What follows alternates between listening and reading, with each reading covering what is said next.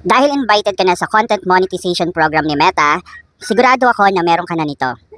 Pero alam mo ba kung ano ang ibig sabihin at kung paano ito gamitin? For today's video mga katiktik ay tuturuan ko ngayon kayo kung paano gamitin ang license music na ito. Pero kung bago ka lang dito sa aking page, don't forget to follow Madam Tiktik. Tara, samahan niyo ako. Tiktik, i-click nyo lang po ang inyong professional dashboard, scroll up nyo lang po at hanapin po natin yung content monetization tools.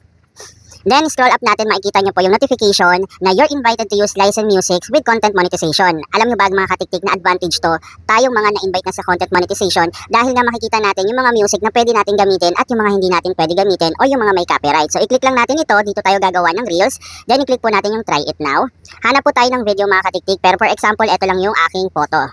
Then, i-click nyo po yung audio, add music.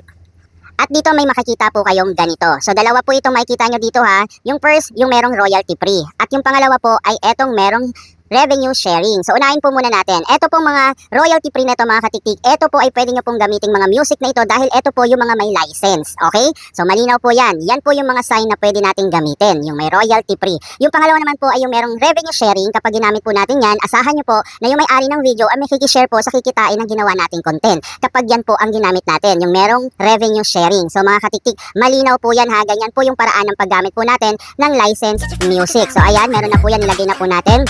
Then, i-upload nyo lang. Hopefully, sana po may matutunan po kayo. And